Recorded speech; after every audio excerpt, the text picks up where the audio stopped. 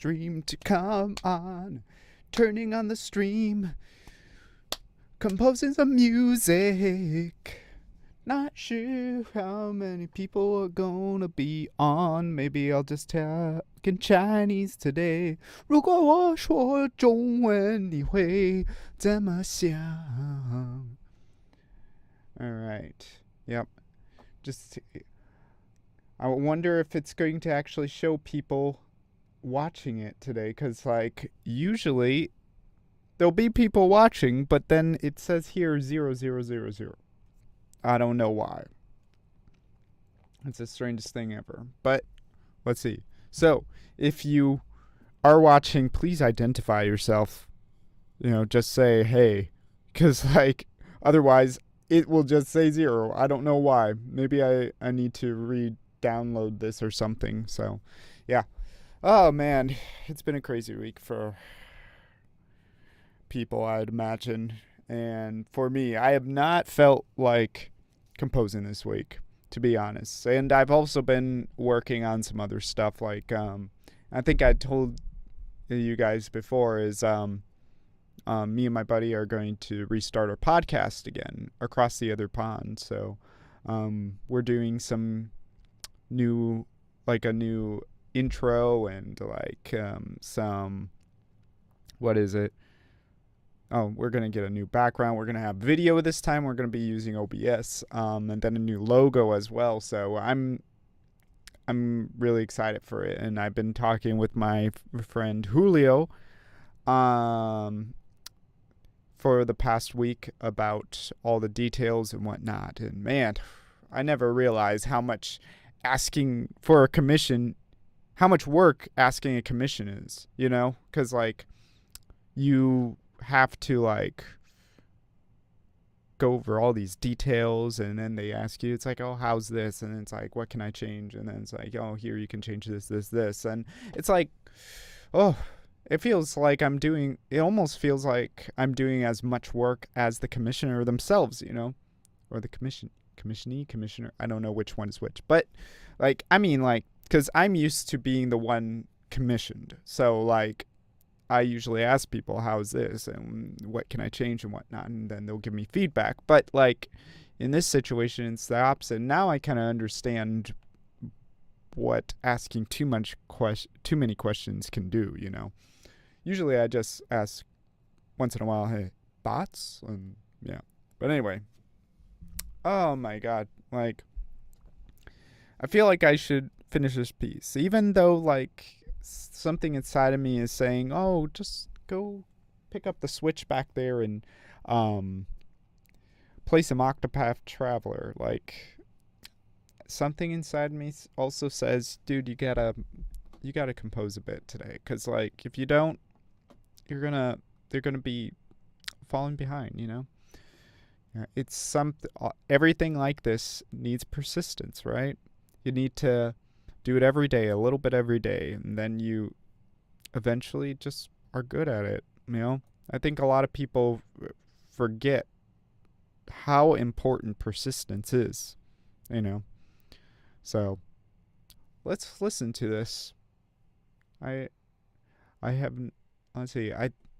The last time I made this new part over here, and it kind of went outside the form already. Like the form pretty much is you got this intro part, and it starts with this bassoon ostinato, and then it goes like, so you got 4 measures of the what is it, the A flat 6 chord, and then you got 4 measures of this, what is it, of this B. It's like a combination of F minor or A flat major with B minor, and then you go back to that for like 1 measure. Oh no, we went into this weird like little pentatonic Chinese sounding thing, and then we did that for 8 measures, and then we did another 8 measures. But this last part doesn't sound like it should go with this part here. So it's like it goes 8, 4, and 4, and then now we're going to the velvety part that I was talking about before. So let's just listen to it to remind ourselves what's going on.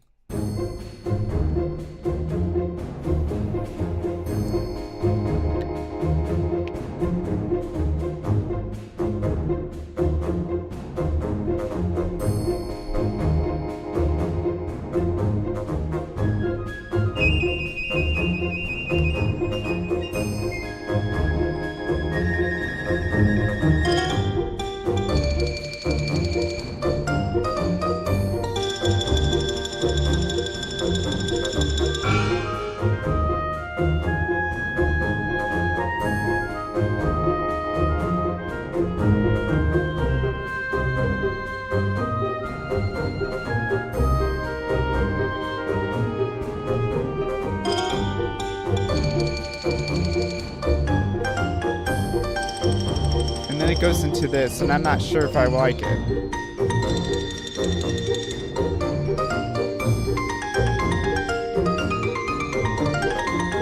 I'm not really sure if I like that part. I wish someone was on here to give me feedback with that part, because like that part, I feel I might be able to do something with it, but uh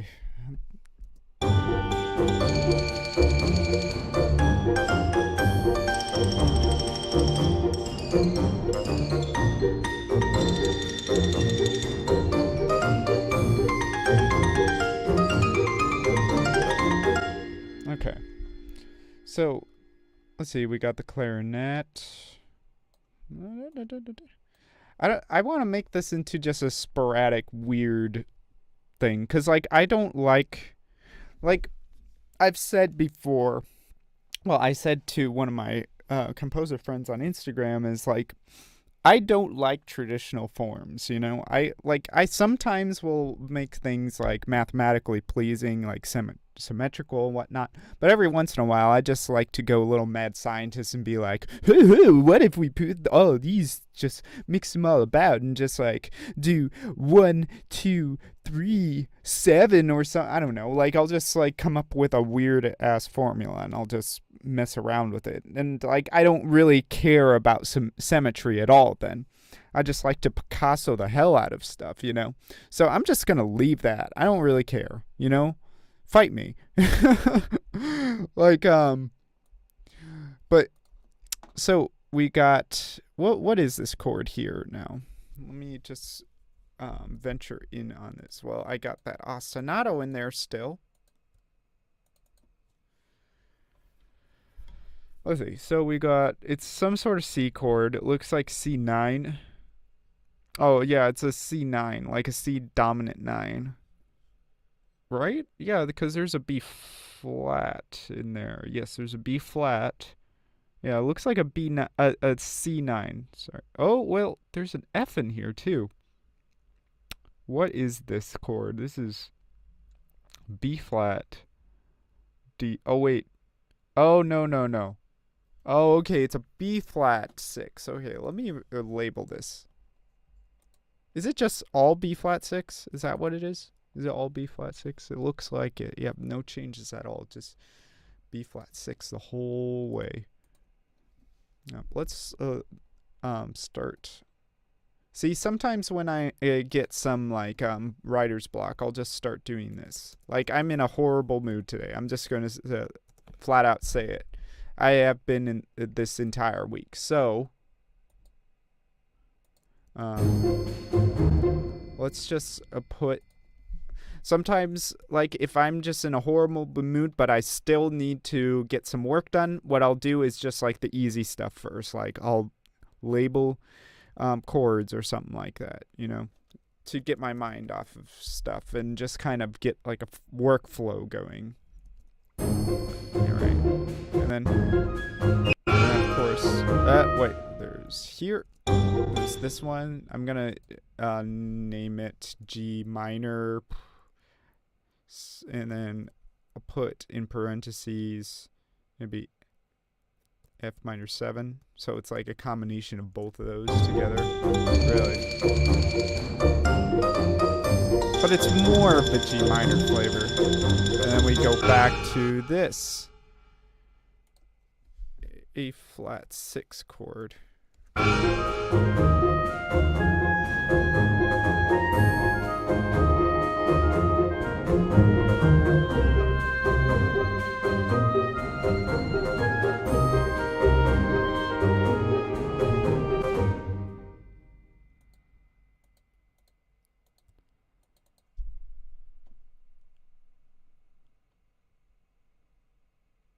Okay, yeah. Oh wait, this is a C minor 7. Yeah, C minor 7. Yeah, C minor 7. So we're going pretty much.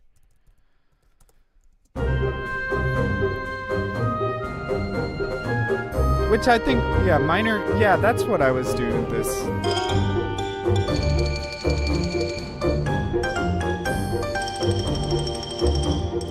Yeah, and then we're going G back to that weird G minor thing. G minor minor 7. Yeah.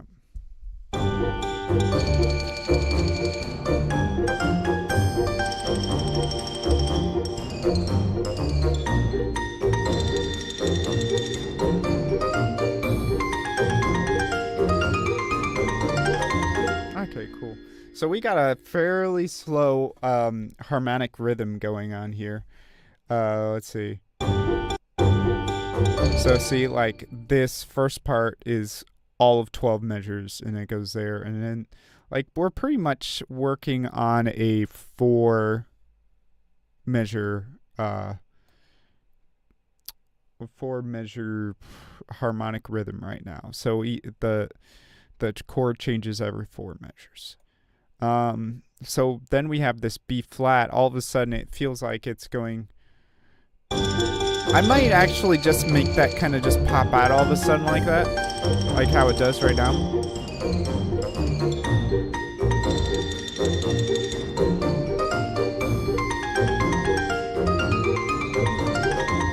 And then let's see. And then I want to go to some sort of let's see, what do I have going on here? So I like make it go into some sort of minor chord there again, like coming back and forth. Well, I mean, like I flipped the the major 6 there. So like I was saying before, there's like pretty much, well, I mean, it is the same. It's the same notes. Like the difference between like a minor 7 chord and a major 6 chord is just like the bass note pretty much. And like there's certain versions that will sound more minor, so more major. So you just kind of like minor 7 chords are have always been kind of an anomaly to me. Like for instance, like if you just play a minor chord by itself, like here's A minor, right? Okay. Then what's weird to me is every time you add the 7th to this, like a minor 7th, like make it into a minor 7 chord. So you got the regular triad, but then you add the 7. All of a sudden it feels not as sad, not as well, it feels more melancholy, because melancholy is almost like, to me, the word melancholy is more like celebrating sadness, you know? You know? It's got a totally different flavor than this. But then, like, for me, like, actually the major 7 chords sound a little sadder, right? I don't know why. So, let's do. These sound so spacey and kind of a little more sad to me, but this, I don't know why. But anyway, like I just think it's a really interesting flavor. I'm still trying to use it. Yo, what's up, Ryan? How's it going? Just talking about some 7th chords here. And what I should do next, because I'm kind of having a bit of a writer's block.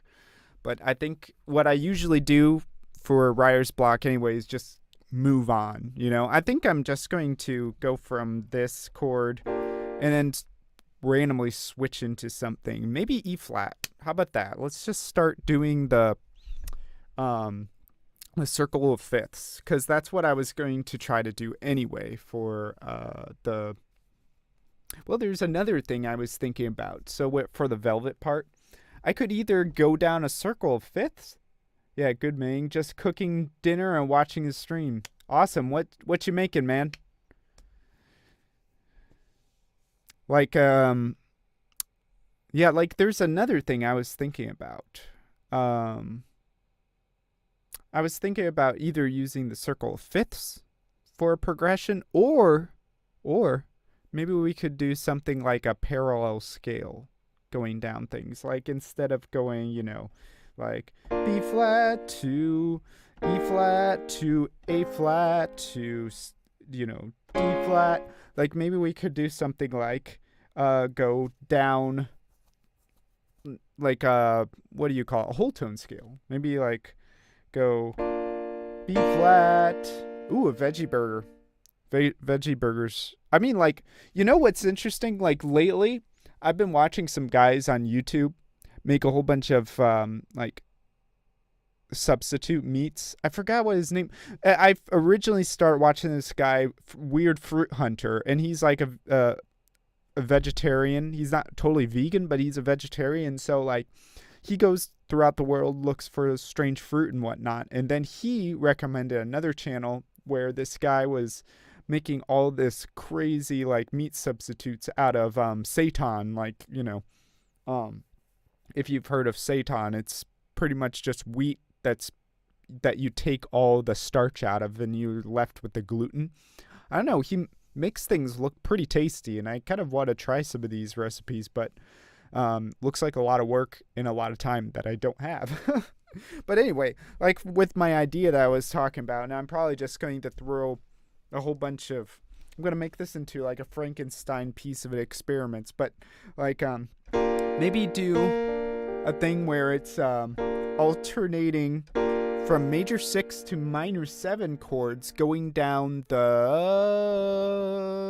whole tone scale. So you got your B flat, and then maybe go to Satan, the more fancy way of saying it, I suppose. But like, see, like this, and then that, like, okay, so it's B flat major 6 to F sharp minor 7, and then you would have to go to A flat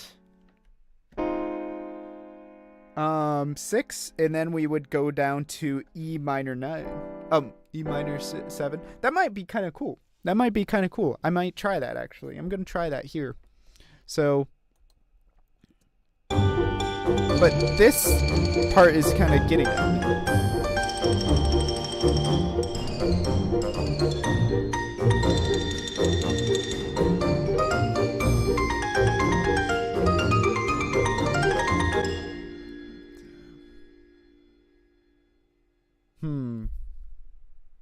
Maybe, okay. Yeah, actually, maybe I might just do that to do a little transition into the velvety part. Oh, thanks, man. But like, yeah, I think I'm gonna try that as a transition and see what happens there. Like, I know this pops out all of a sudden, so it's going to be a little weird to work with. Okay, so what I'm going to do is first put out the chords I want to use. So let's say F sharp minor 7, and then we're going to put A flat 6 and E minor 7. So we're going to use a whole unit. Like I've been kind of doing this harmonic motion in units of 4 measures. So then we got, so I'm going alternating like this. So, oh wait. Wait a minute. Should I have gone to that, or, so wait, we're going B flat, A flat, F sharp. So I went F sharp, A. Oh, actually, I should have gone down 3, or else it's going to mess up the order, kind of. So let me put that there, and then I should go to D6. So let's try that. That's going to be kind of weird, but, well, should I do D6 or should I because like I'm kind of mapping them out. Like, so the B flat is going to be a 6, then the A flat is going to be a minor 7, then the F sharp is going to be. Oh, no, no, no. Oh, I did this wrong. Oh, yeah, that's not the A. So the F sharp should be a 6. But wait a minute. Oh, I'm making this all confusing to myself. All right, this is where I'm starting to make things a little mathematically pleasing. Okay, yeah, that I'm gonna do two 6 ones and then 2 7s and a 2 6, like that. There we go. All right, and then this last one is going to be a 7. I'm at 6. Oh, I'm 6s and 7s. Oh, my head's spinning. Okay. So let's massage these chords in.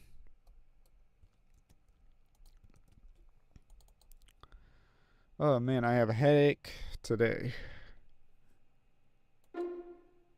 Okay, so we have F sharp minor 7 here. We're going to do. So these are probably just going to be taken up a 5th. And that should be. Or 5th? Or. No, no, no, no. Oh no, it should just be a. Just up of 1. So. And then this should be taken up 2 more. 2 more. There we go. And then the one part under it.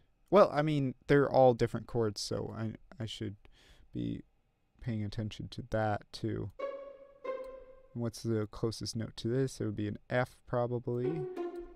And then for the D, let's bring this up. Kind of make a little peak for this part here. And let's see, D6, that would be a B, so I'm going to do A here, and then a B in the other part, and then an E for the E. I might bring it all the way up to this E here, so it kind of peaks even more at that part, and then it comes into the velvety part. Alright, this is going to be really, really strange. This is going to be the strangest thing you've ever seen since your Uncle Tom. Okay.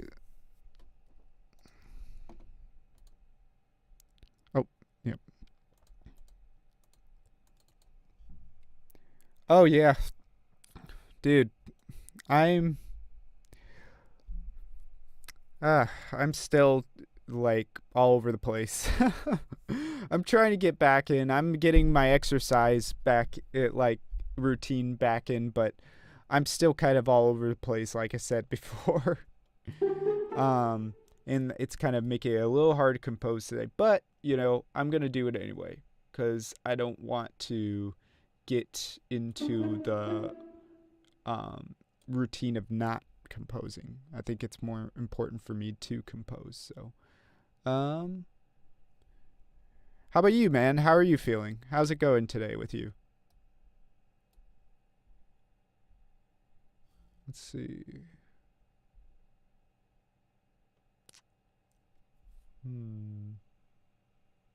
Okay, yeah, that's it.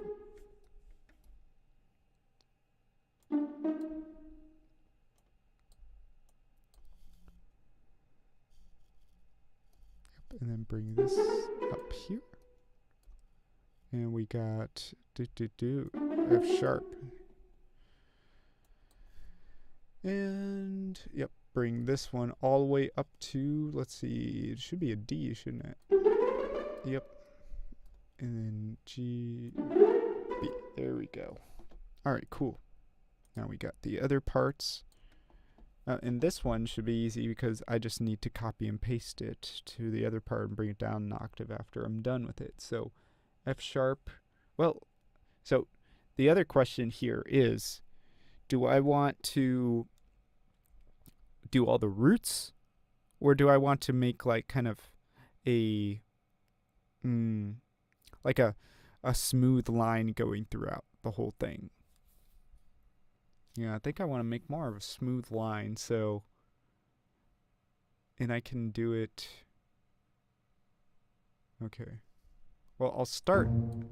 Okay, so if this is, I'll make it. Okay, I know what I'll do. I will actually make the use the whole tone scale in the bass part here and try to form it to the chords as above, So we start it on B flat. We will, well, and we have F sharp here, so let's take this. And it should form nicely here.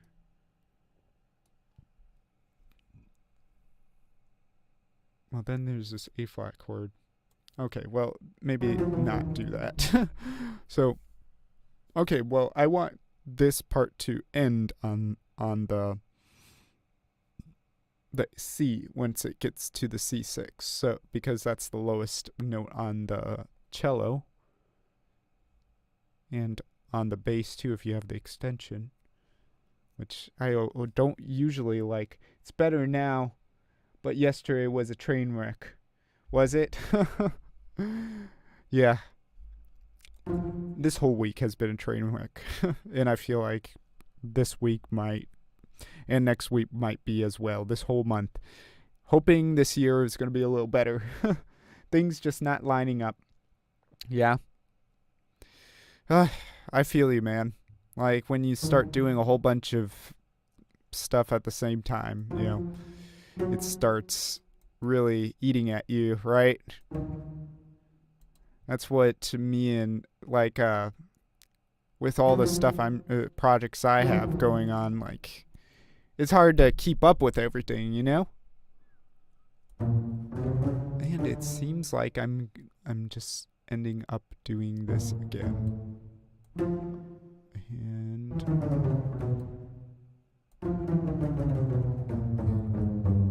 oh, okay, this is gonna work out nice. We got this. All right, and then I want to make this last note a D so that it goes down to C at the last part. So I'm going to maybe this as an E, and bring this up to, yeah, do this. Let's try that.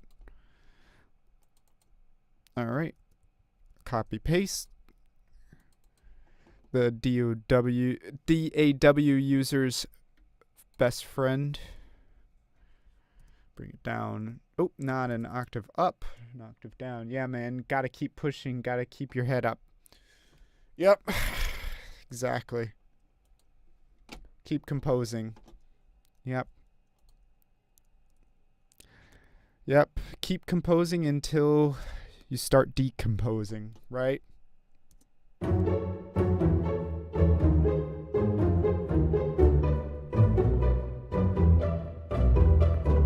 Oh, that's fire, man. That is fire. Ooh, I like that trend.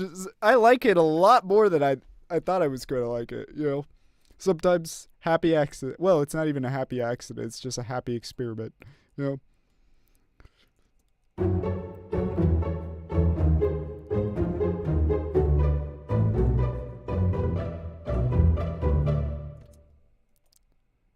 Yeah, okay. So now I think I'm going to also kind of do a part with this too. Okay. Well, let's see. Yeah. Okay.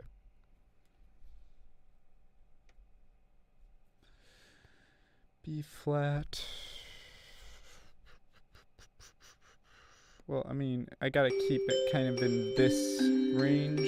Or, I mean, the other thing is I can kind of use this as the melody instrument here, and then let's see. I can do like this thing where I use the instruments before as like a counter melody, and then like do the melody in this part instead. So do it kind of with fire emoji. Okay. Like I've noticed that. Well, I mean, like I think a lot of people know this. Most people that studied music, well, composition and whatnot, probably know that, parallel scales work really, or symmetrical scales, I should say. Symmetrical scales work really well as transitions, you know? So, I mean, that's like what a lot of the impressionists did, like Debussy and I want to say Raphael. What's it? Ravel. That's one of my buddies from college's favorite composer. But yeah, let me see. So we got this note, and then we can go to.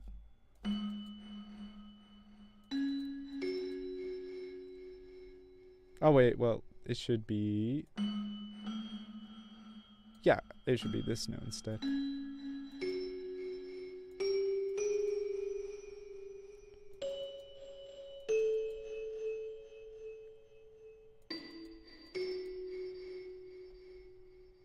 Let's see.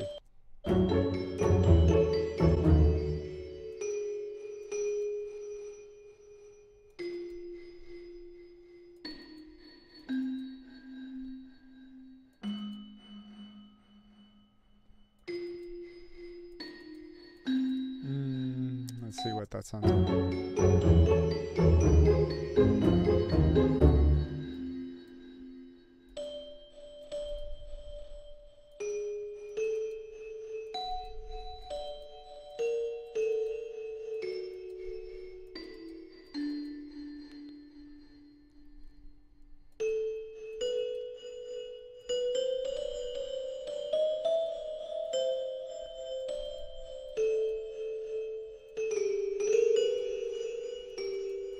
Relative and parallel scales are a good secret weapon. Yeah.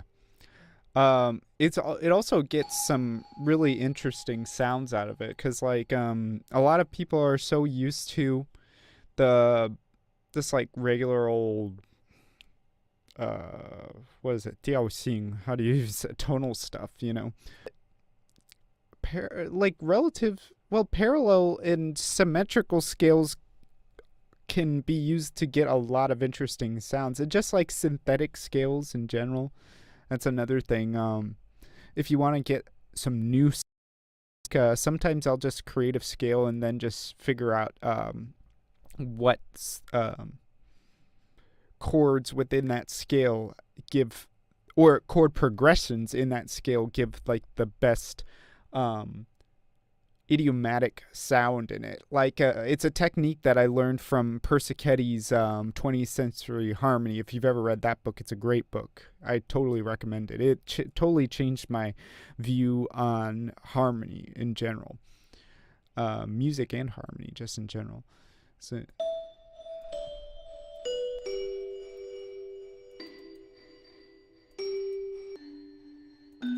Okay, so that should be good. Let's just hear kind of the transition from that part to.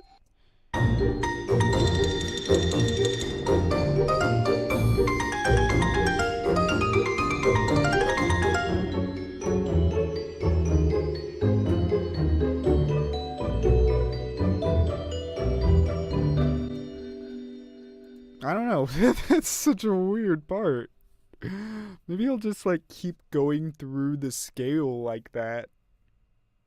And I think there needs to be something here to kind of just like say, "Hey, we're here now,"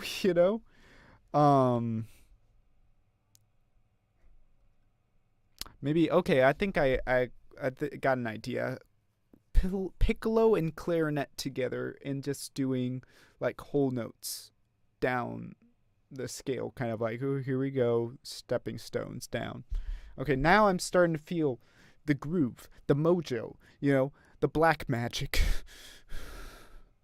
But no, we don't need black magic today. I ate an orange, so there's good juju in me. So let's get some piccolo going here, and like a nice piccolo and clarinet run. But maybe I might actually add in, we got Big Daddy Grandpa down in the the bassoon part there. Why don't we add an oboe to kind of fill things out in the higher register? So we got piccolo, a trio of like piccolo, oboe, and clarinet. That would be good. That would be a nice little implementation in there. Let's do that.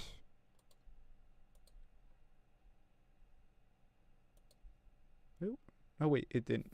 I press. Is it gonna? Oh no. Oh no. Okay. Sometimes I press the wrong thing, and there's that moment. It's like, oh my god, is it gonna crash? Is it gonna crash? Is it gonna crash?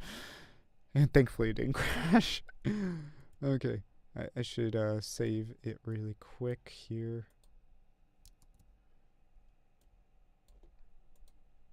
Let me see.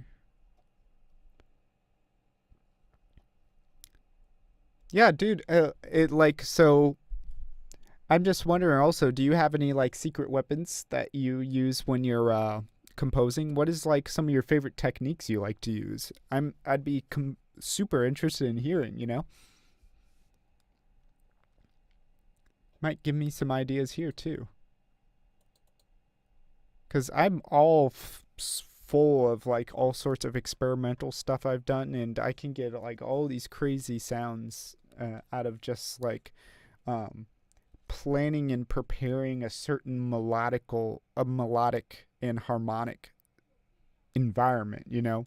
Like if as long as you put like certain limitations on the things you do, like you can get all sorts of different sounds. It's so weird that I mean a lot of people forget that limitation is actually the mother of creation, you know.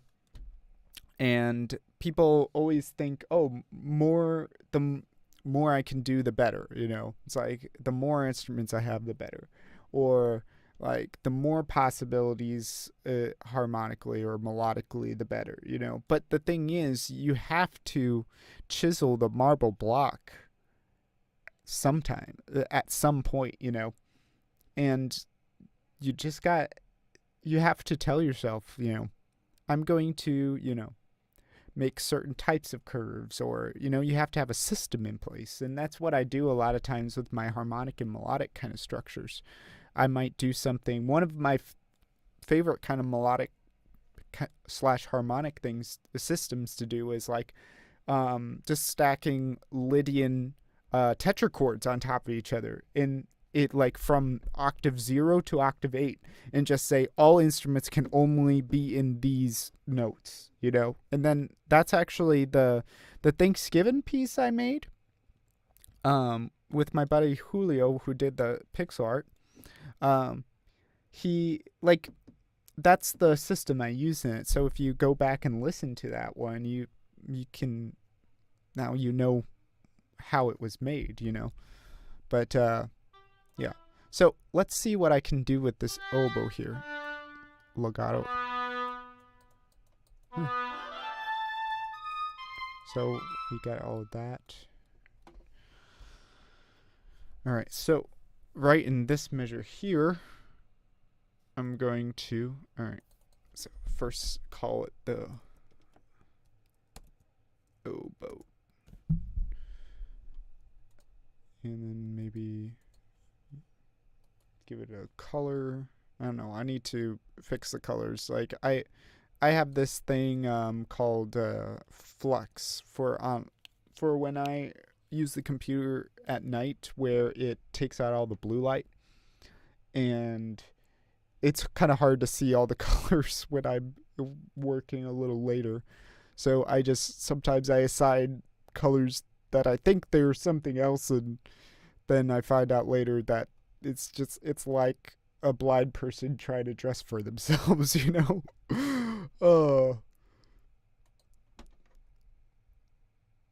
Okay. So we're in B6, so should we use a B flat scale? Let me turn this off. Okay, so we're going from B6 to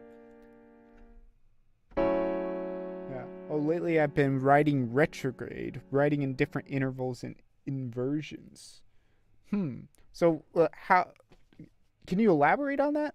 That I'm not really, because as soon as you say retrograde, I think of 12 tone rows, and I think of just taking a melody and just flipping it on itself. Maybe like the same intervals, but in a different rhythmic setting, or something like that. Probably a lot of minimalistic techniques. But yeah, elaborate on that. Tell me what else, what that really encompasses. Okay, so oh, you've been getting into 12 tone as well. I used to really like 12 tone back in high school. I made a lot of what I would do is I like to make melodies with 12 tone matrices, and then what I'll do is make a melodic, like a tonal chord progression to it. So like not use the just only use the 12 tone matrices to make a melody, and then under it I would just uh make something that makes sense tonally, with that melody. Like I made a ringtone for that and I called it Ringo Tono, and it was my ringtone on my phone for a long time. But I think it's on my what's-my-call-it page, SoundCloud page. So we're going from B flat 6 to F sharp minor 7. So we'll have to see what note we want to get to at this F sharp. So maybe the top being an E. Maybe I want to kind of go down like that. Yeah, let's see if we can make that work. Alright, so let's add these MIDI things. I'm not going to attempt to... Oh, and I need to arm these. Well, actually, I'll just do this.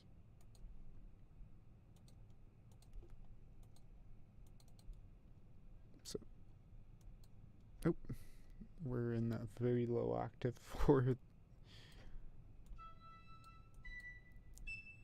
not that high.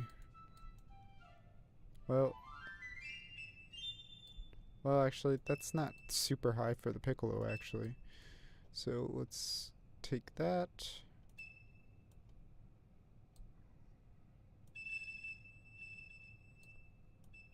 And then, let's see, A flat,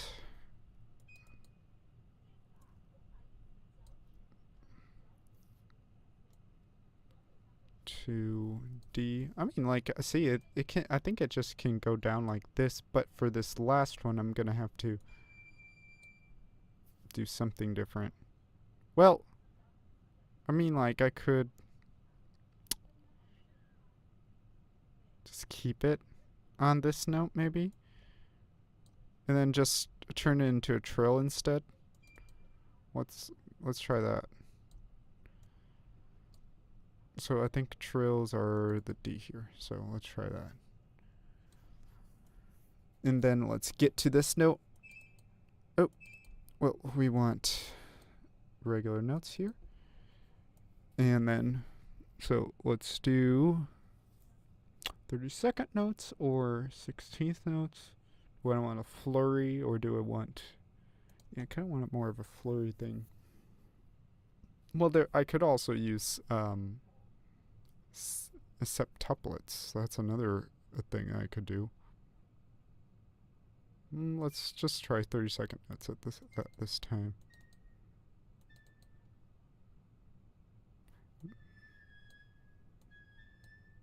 Let's just try this scale for now. Okay, let's try that.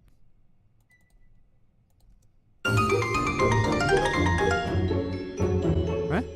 No sound? Why is it so quiet there?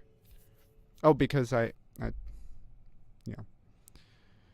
Yep, gotta change this back too. Gotta bring it all the way up to its regular volume. This trim automation. Forget about that sometimes. Let's just set it. Oh. Maybe it's 5? What is the normal one? What is the normal value for this? Oh no. Okay, wait, let's go back here and see what this says. Okay, just copy and paste that. That's a weird value to make 0. All right, here it goes. So it should work now.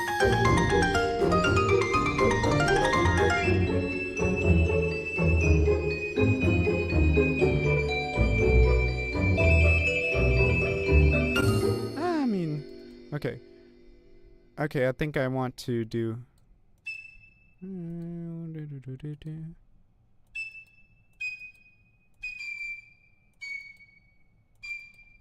Okay, so how about that? Yeah, okay, I like that.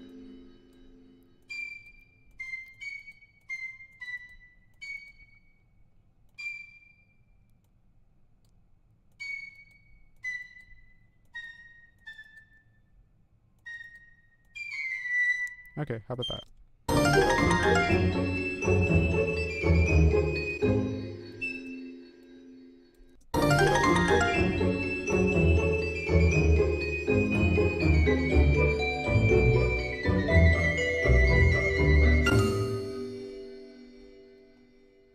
Yeah, I suppose that's all right. Let's hear it in context with everything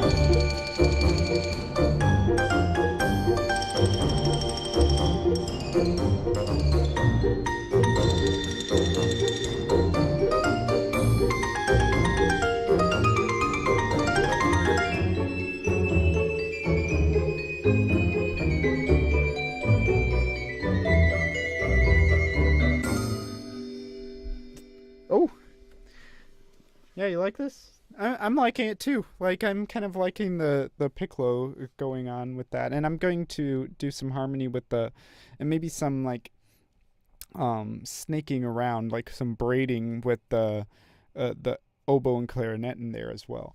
Okay, so retrograde, like what you're thinking, but adjusting little nuances like changing the rhythm or adding or taking away notes, etc. Just experimenting to see what sounds good. Yeah. Uh huh. That's It sounds a lot like the like minimalist and post minimalist kind of stuff. Probably more post minimalist kind of stuff.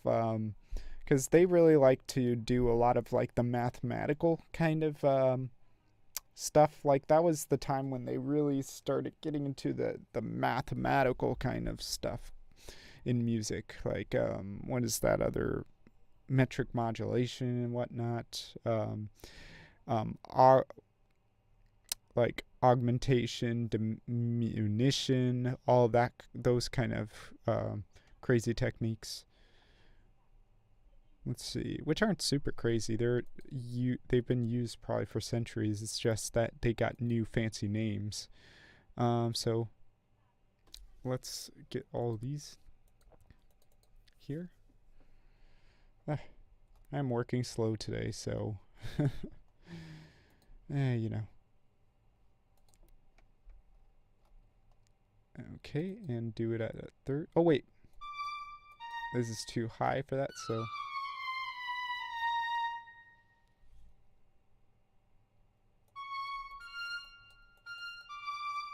okay, that's gonna be pretty crazy. All right, well, let's just go with it anyway. All right, I'm gonna do just like.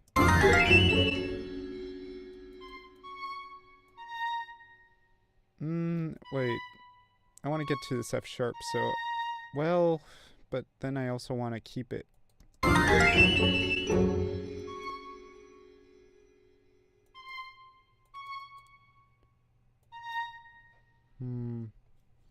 Well, let's see.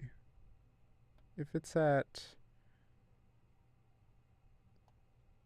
B, well, B flat, C. Well, I'm going in augmented second then, if I want to do it like that. I mean, I could also take it down to here. That'd be the other way to do it. Why don't I do that?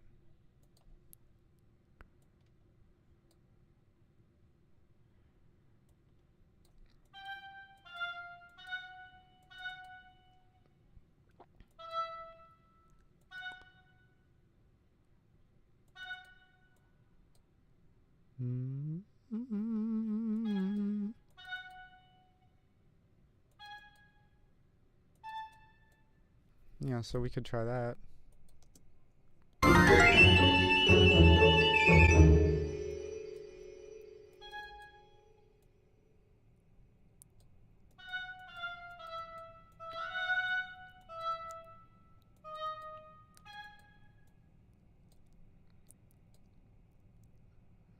Okay.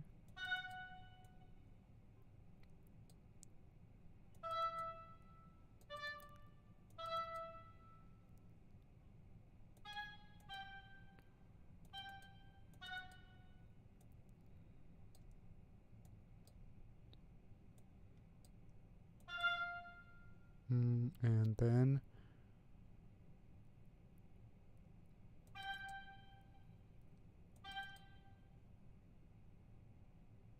that's D. Maybe I can go up here. Well, it's kind of high. Let's do this. Yeah. That'll probably work. Alright, let's hear what that sounds like.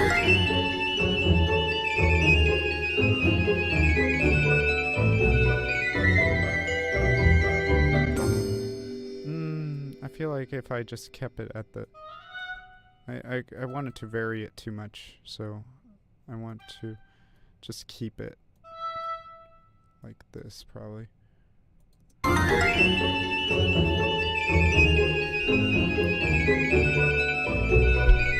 Oh, oopsies. I didn't let it activate the key switch there.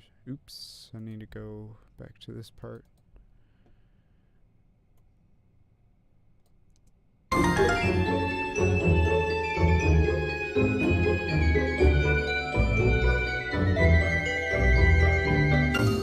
Okay, so and then the clarinet. Let's go into the clarinet part. Do something for that. Slow work. Slow work. Slow and steady wins the race, though. Let's see. And then that's a B flat against a D, so let's start at F here.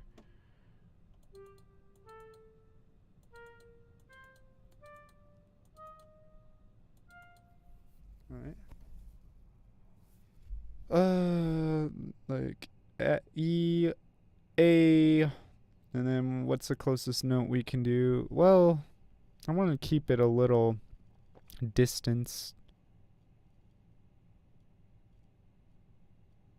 I mean, I could go to... What if we brought it down?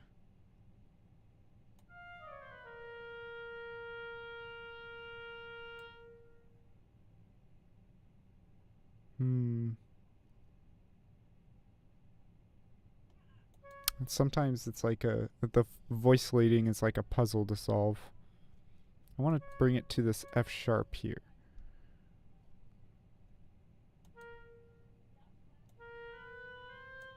So what if I'm just going to try this. My brain says it's not going to work and it's going to sound a little weird. But I'm going to just try it anyway.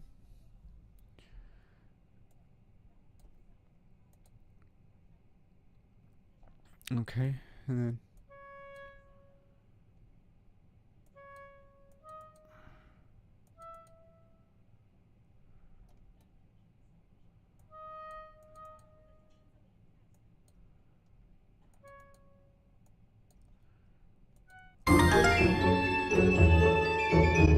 Oh, and that part also needs to be brought up. It's been down here. Oh. Gotta change the value on that. Alright.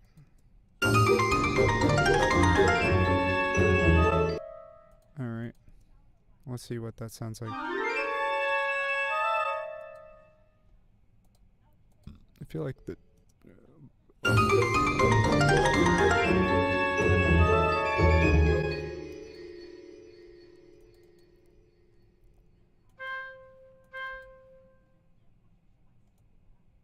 And I'm gonna throw like a weird 30-second note run here.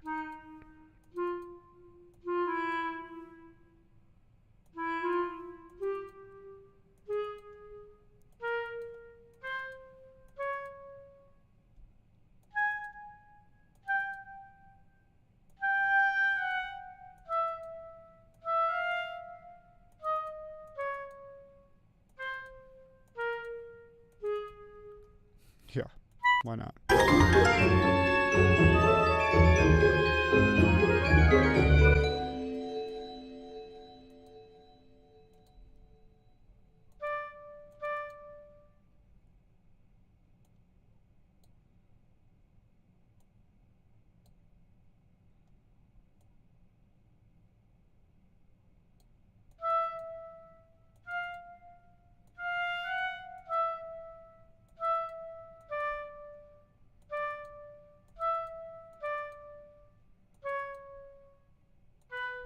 And I think this part actually ends on a B, so I don't want to. Wait a minute. Uh-oh. There's some way too much overlapping there, so I'm going to bring this part down to an A.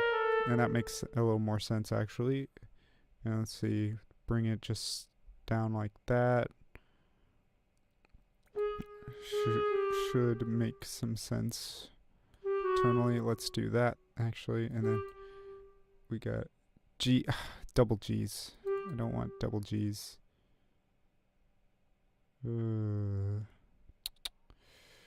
no. Okay, and B. This is also B. It's got a G and a B, and I want to bring it to an E maybe. But I also want to kind of space it out a little more. Ooh. G. Why not double G's? Because that would make sense then going to C, right? Alright. Let's do that then. Alright, that's a crazy little part. Let's hear it.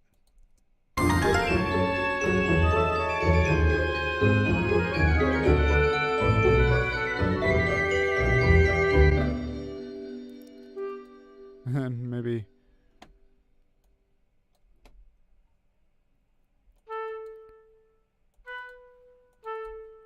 I'm gonna make a little run again for this part here.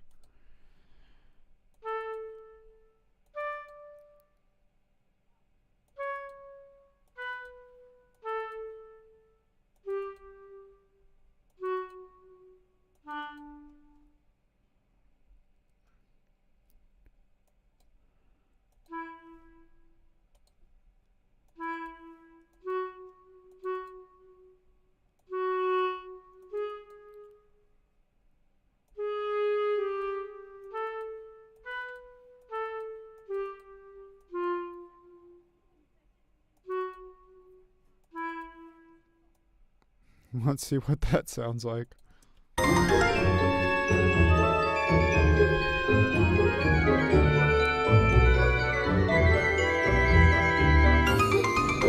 Huh. Okay. Oh. Howdy do. Oh no, no, no, oh no, don't do this to me.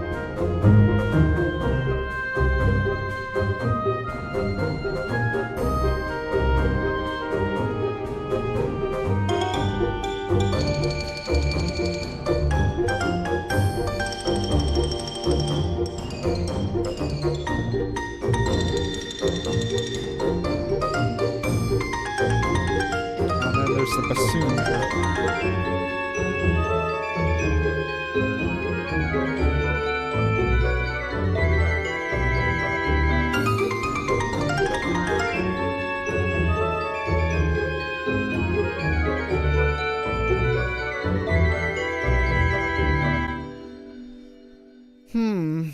Well, I'm thinking actually I might bring in the arco strings now to start getting like the velvetyness kind of going. Maybe towards the end? Like I can kind of have like a, I don't know, maybe do I want to bring all the strings arco or do I want to just bring the high strings arco? That's another question. Um, sometimes when I'm getting kind of all, yeah, like I need to listen to the whole thing again.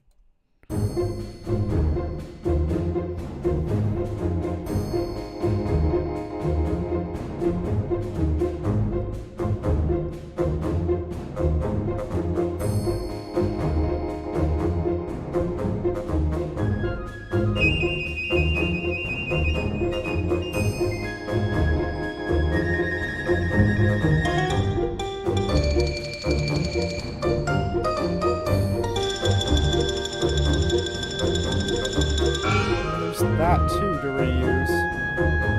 I might bring it back to the C6 there at the end then.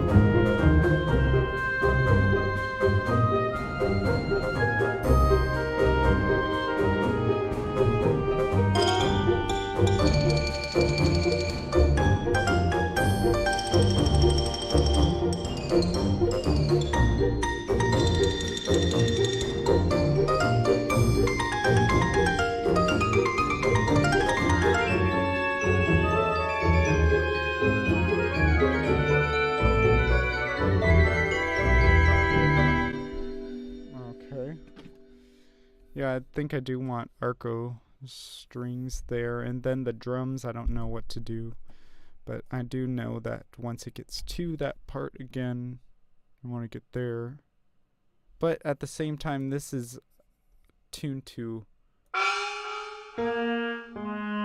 A flat, so it's going to, might not be a good thing to put there, so I don't know, what if I put it here instead? Well, I mean, it shouldn't be too much of a problem. Let's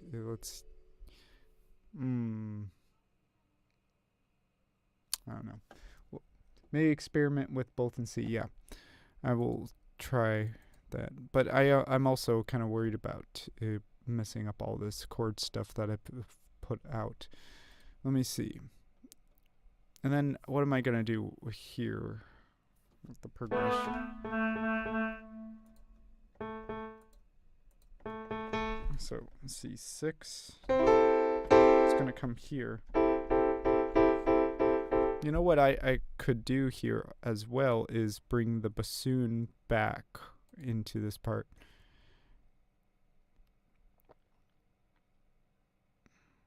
Well, what is this part again? Well, I don't want. Okay. As movement and flow. Well, okay, so let's get back to the idea of the velvety part. So the velvety part's going to be like, you know, like these something like that. Maybe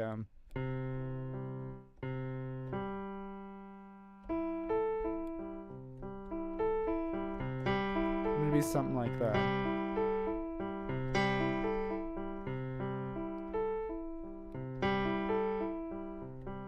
I'll break it up like that instead. Okay, why don't we try that? So I'm gonna bring it into the cello.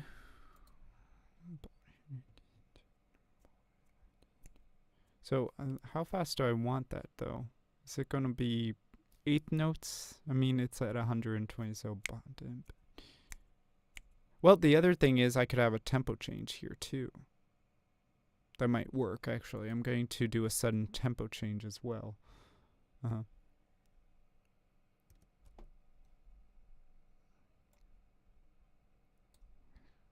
Okay, so I'm going to bring it up like 25 clicks. Just all of a sudden.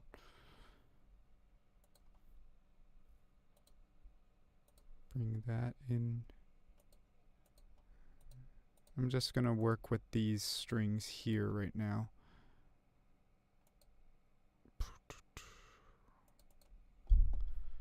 And then arco, I need to do this. And then, oh wait, what am I doing here? Oh yeah, it should be fine. So.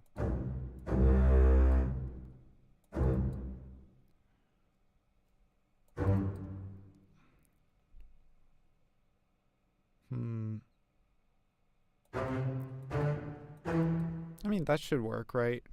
I mean, yeah, it's a cello. It's gonna work if I do. Wait, is that too high for a cello? Wait, why isn't it? That's probably the wrong key switch. Let me look what the key switches are in here. Yeah, it should be. Oh wait, no, I'm in basses. What am I doing here? Okay, that's why. Wait, why is the cello? Wait, did I never switch the cello part from? Oh, wow. Or did I make the bass part the cello part? No, wow. Okay, the cello has been the basis for the whole this whole time then. Oh no. Okay. Well, it happens. There we go. Maybe that's why the lower end was feeling a little weird. Okay. Let's change the note velocities just to this.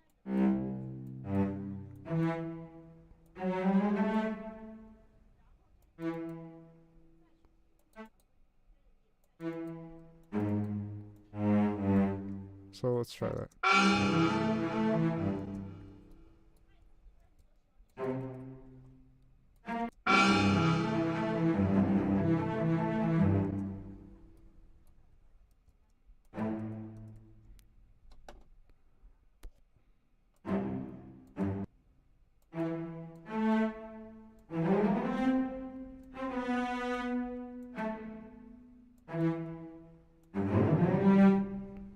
Okay, let's try it.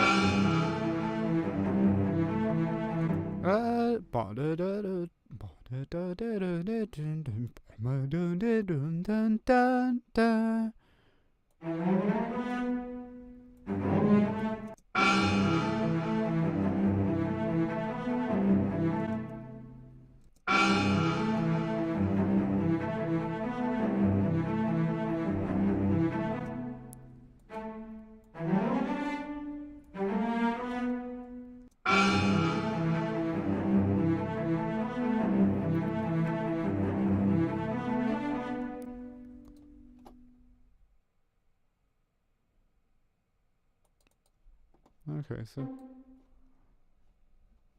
all right. Yeah, I do that a lot too. You know, things happen. So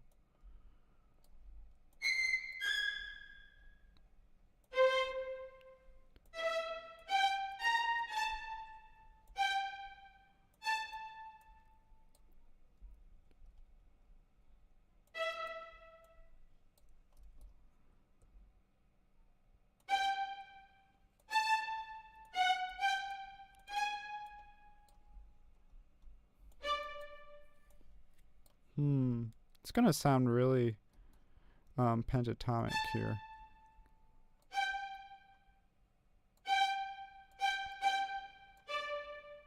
So let's see.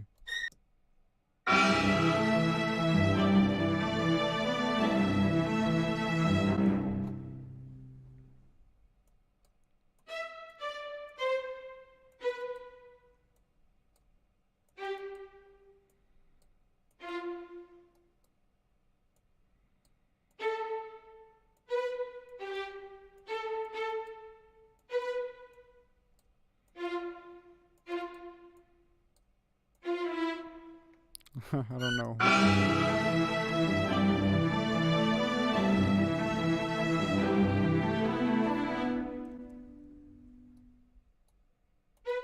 Sure. I don't know if that's gonna sound weird in context. Well,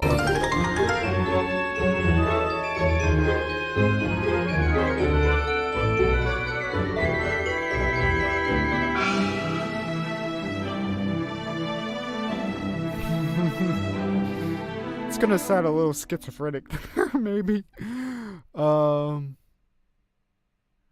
actually, maybe it's the tempo change as well. It needs to maybe not be so. It needs to be a little subtler.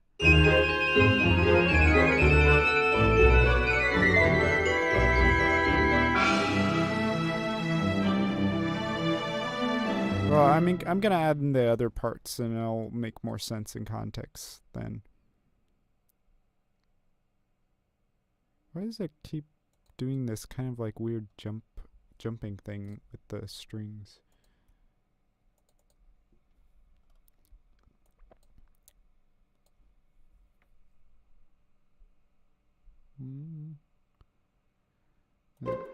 Oh, yep, I gotta. Well, these are violas, so.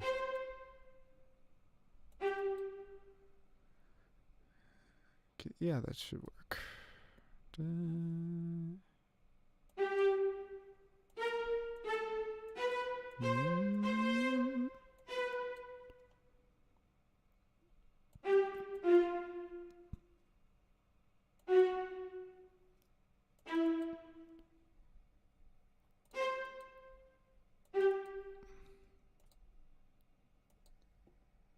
How do you like to write cello and bass lines? Well, I mean, it depends, cause like sometimes a lot of people like to double it. Sometimes I'll double the octave with them. I also like to use the cello as its own thing. I think it's for me as a trombone player, I kind of feel the woes of the cello sometimes where they're like, "Yeah, we'll just double you with the basses." And it's like, so I like to sometimes bring it out of that role and kind of give it like sometimes I'll couple it with the other strings and kind of make this like a more melodic kind of part. And sometimes like I'm doing here, it's going to be its own thing and I think separate from the basses, and I'm going to probably do like a whole note in the bass, or maybe I might keep the bass at pizzicato, you know? So like there's a lot of different things you can do with cello and bass lines. And then the other thing is with bass lines, um, the other thing that a lot of people will go to automatically is just let them do the bass note, right? Like just like the main fundamental. But then you could do so many other things with the bass, like you can do counter lines, you can do like even melodic lines with it. It's like there's so much you can do there, like not just staying within the confines of what they're traditionally used for or what people kind of just the go-to uses for them.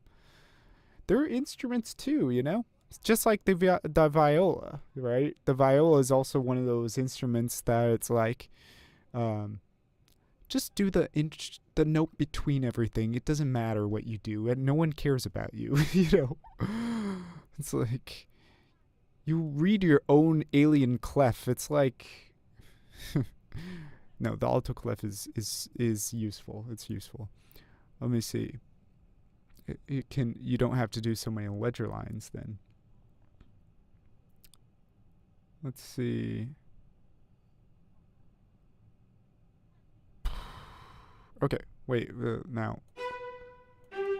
So we want to do.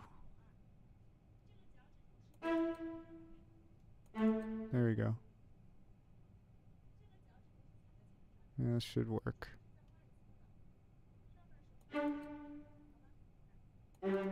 Alright, let's try that.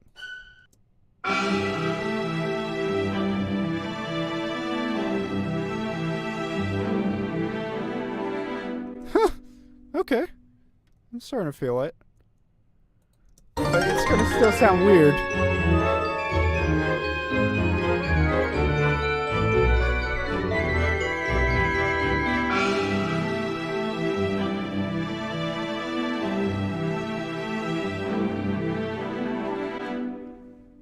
Yep, and then bass line. So weird. Oh. So.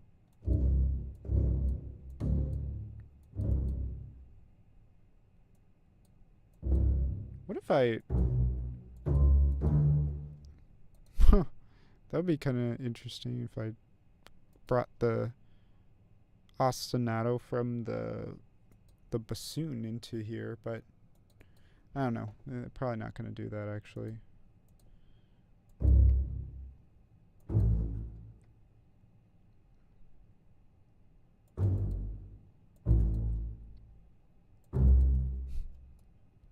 What if I do that? Okay. Just what ifs.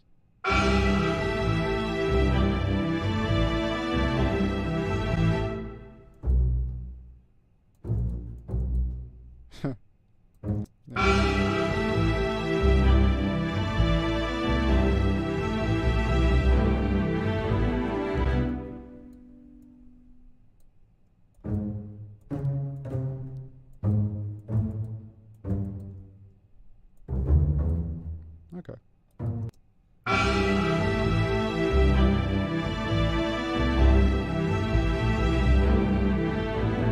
Yeah, bringing out a whole bunch of that pentatonic feel to it, right? And then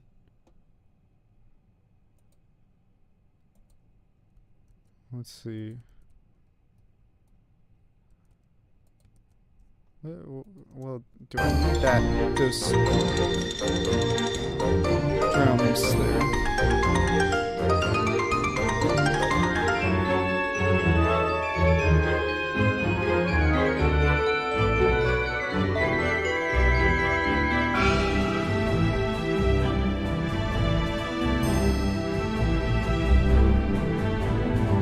I also do like those drastic changes actually, cause like I'm someone that likes to see seams. Like my undergrad professor used to hate when I did this, you know, like, and she actually specifically had us have, like, we used to have these composition seminars like every week, and one of them was about Rhapsody in Blue and how um like the people at the time hated it because it was a piece that you could see the seams. And she didn't really say anything herself, but I heard that and I'm like, well, what if I want to make seams, you know? It's like, and that kind of, like, tend to ask questions like that that kind of floor people, kind of like they get dumbfounded and kind of like deer in the headlight kind of look to them, and they're just like, wait, why would you want to, why would you want to do that? And it was just like, it's just another tool in the toolbox, right? It's like, but it's wrong. And it's like, well, Rhapsody in Blue is famous and it's one of the greatest pieces ever written, so I don't know if you can say that, you know? So I don't know. I like seams. So there's going to be a lot of my composer friends that are going to hear something like this and they're going to be like, change it. I'm like, no. Huh. But yeah, I like stuff like this, so I'm going to continue with it. And I need to do maybe like another 30-second note run here. But yeah, okay. Just like I was thinking about the tempo change there.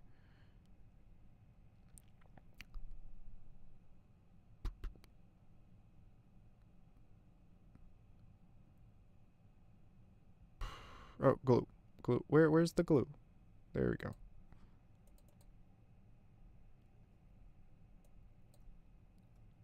Oh, it's gonna this is like one of those impossible parts. Like if I actually had a violinist do this, it'd probably be really hard. Well, I mean, it can be. Let's call it split parts. And of course, I want to do this. Man, I want some coffee right now, but I know, like, if I drink coffee right now, like, I'm gonna be awake all night. Ugh. Okay, so this is E minor. So just do an E minor chord. Or why don't we do an E Phrygian just for shits and giggles? Let's see. Oh, wait, I am doing E Phrygian. Okay. Wait, no. No, I'm doing E Locrian, aren't I?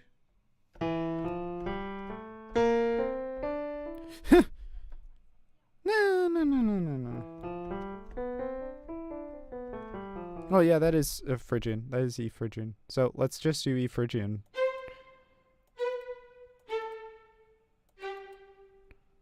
Yep. E Phrygian.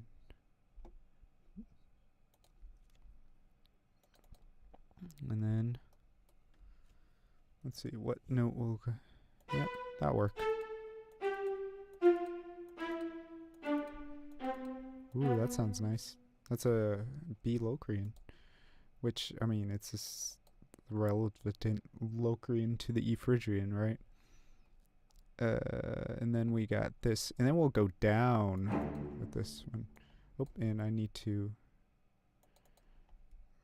put the key switches for these. All right. Okay.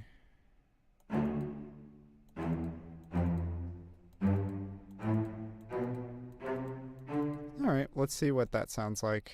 It might not sound good, but who cares? Oh!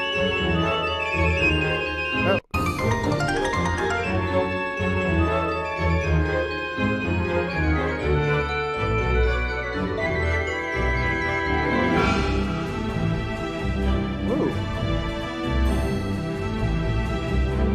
That kind of works, actually. It's like we went through a portal all of a sudden, right? And I actually think I want to extend the these parts here.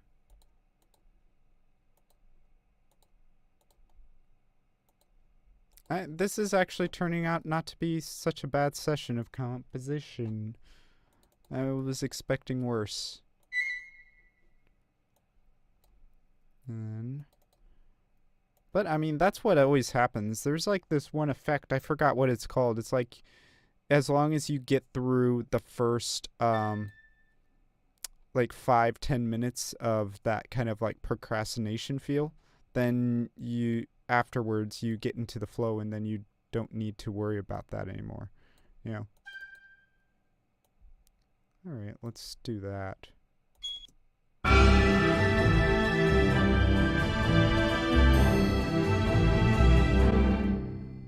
right. Okay.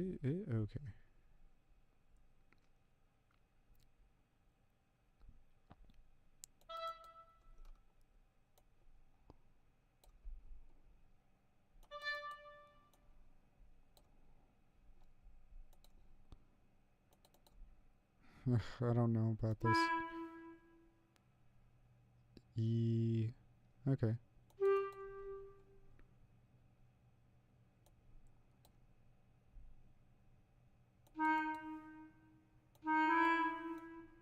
Yeah, sure. Why not? Okay. And then bring this down.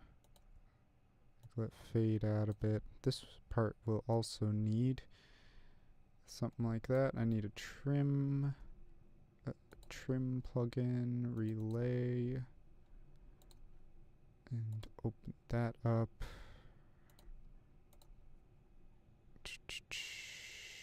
Yep, okay. Doot. It's not going down, and then this doot. Oh no, that's wrong. Here. Alright, bring it down to 12 here. Okay, cool. Okay. Let's see what that sounds like.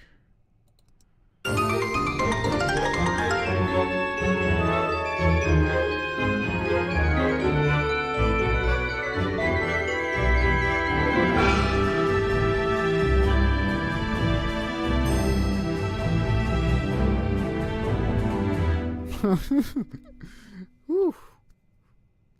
Not in Kansas anymore. And this is also not Wizard of Oz, but it's got the same kind of whimsy, right? Oh, oopsies. That's not what I want to do. Save. Whew. That's gonna be... That took like a whole 2 hours just to make those few little bits. So I might just play, let's see, what part. Not gonna have too much of a highlight to do tomorrow, but I'm getting tired already, so I'm gonna just go over the piece I've done right now with this. Maybe, okay, why don't I change the colors here a little bit.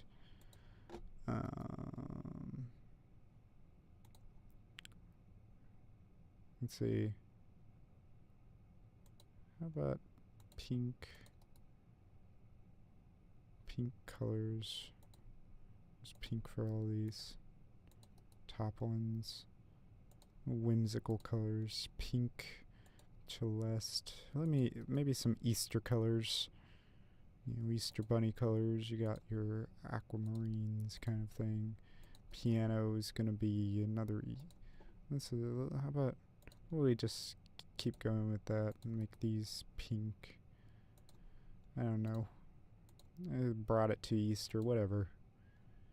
We'll make this yellow as well. It's probably not the same yellow, but whatever. Gonna make all of this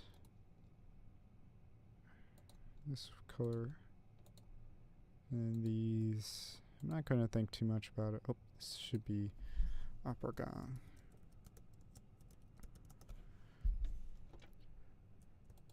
Pink as well.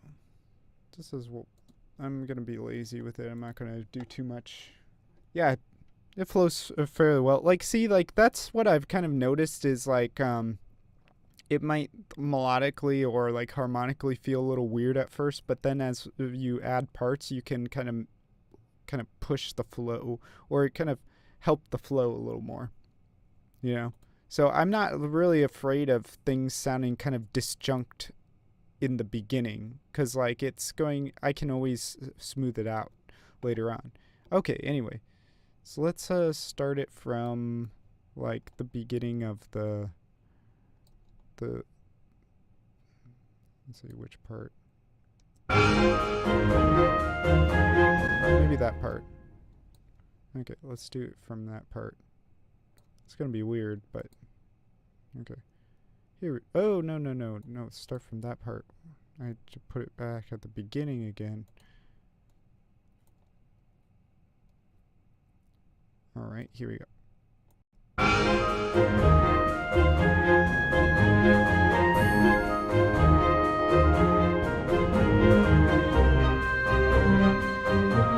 Okay, wait. Hold on. I'm gonna just do it at the very beginning because I can just cut that later on how I want it. So I'm just going to listen to the whole thing over again. Oh, what? I gotta put in the right key switches in the beginning as well.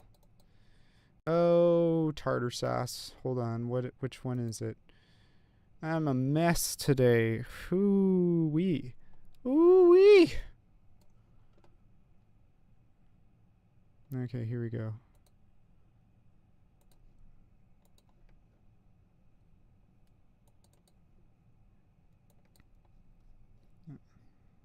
So my posture's probably not very good right now.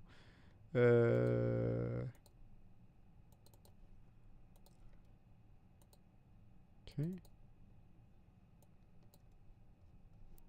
Sometimes I forget to add the key switches in the beginning because I just assume that I'm not going to change it, but that's kind of more of my old thought process. Now I will use the key switches because I used to be way too lazy to use key switches, but now I do think about these things. And then some people like to put all the different types of articulation on different tracks, but I'm not that kind of guy. I like to make it feel like the same instrument rather than jumping between different instruments. I don't like that. So, okay. Palace of Windsor, take 47,000.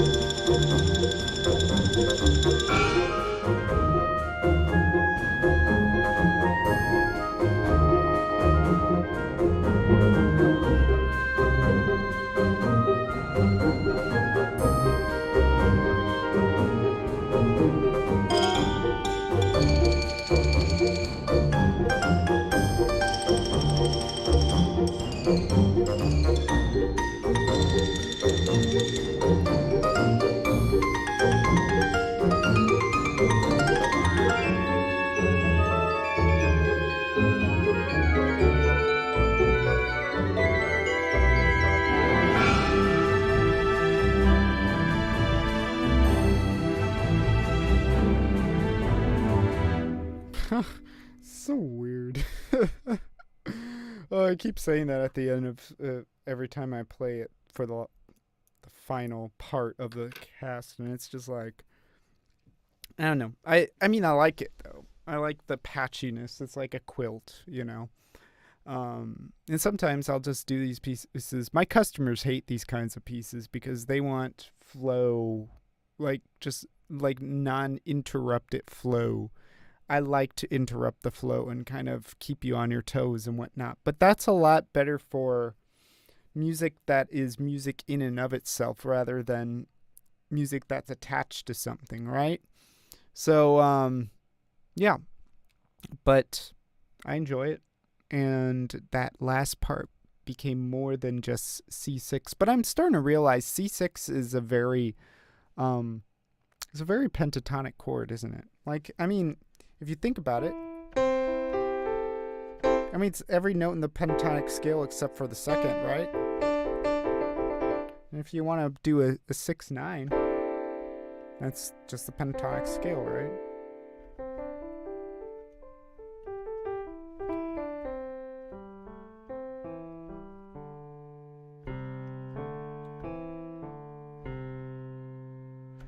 Yep. But that is all I have for today. So, yep. Thanks as always for coming onto the stream, man. Like, I hope you enjoyed this craziness today. Um, yeah, I like doing experiments like that. So hopefully you enjoy it too. All right. Well, take it easy, and that's all, folks.